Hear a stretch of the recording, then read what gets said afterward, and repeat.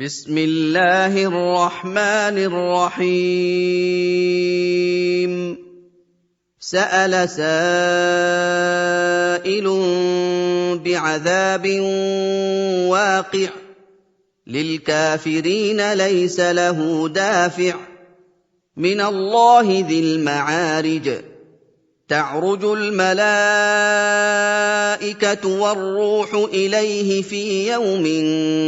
كان مقداره 50,000 سنة فاصبر صبرا جميلا إنهم يرونه بعيدا ونراه قريبا يوم تكون السماء كالمهل وتكون الجبال كالعهن ولا يسأل حميم حميما يبصرونهم يود المجرم لو يفتدي من عذاب يومئذ ببنيه وصاحبته وأخيه وفصيلته التي تؤويه ومن في الأرض جميعا ثم ينجيه كلا إنها لظى نزاعة للشوى تدعو من أدبر وتولى وجمع فأوعى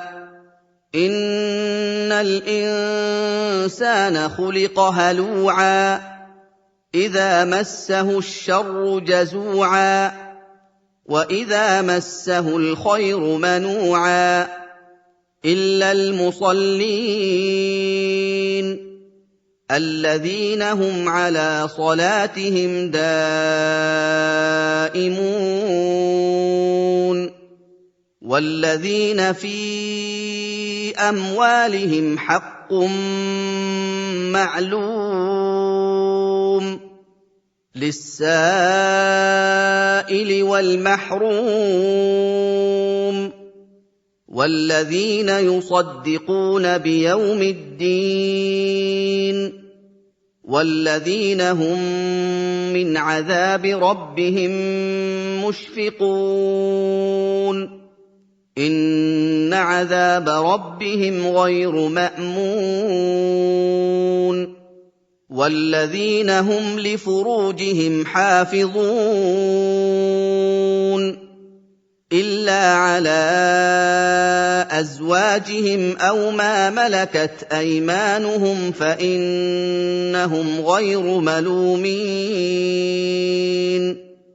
فمن ابتغى وراء ذلك فأولئك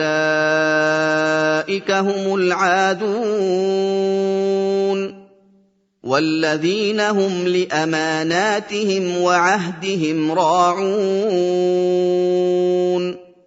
والذين هم بشهاداتهم قائمون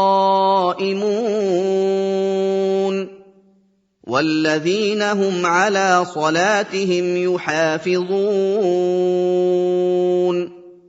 أولئك في جنات مكرمون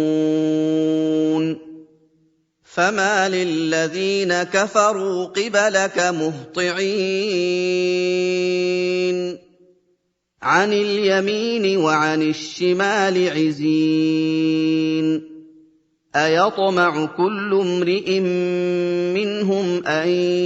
يدخل جنة نعيم كلا إنا خلقناهم مما يعلمون فلا أقسم برب المشارق والمغارب إنا لقادرون على أن نبدل خيرا منهم وما نحن بمسبوقين فذرهم يخوضوا ويلعبوا حتى يلاقوا يومهم الذي يوعدون يوم يخرجون من الأجداث سراعا كأنهم إلى نصب يوفضون خاشعة أبصارهم ترهقهم ذلة ذلك اليوم الذي كانوا يوعدون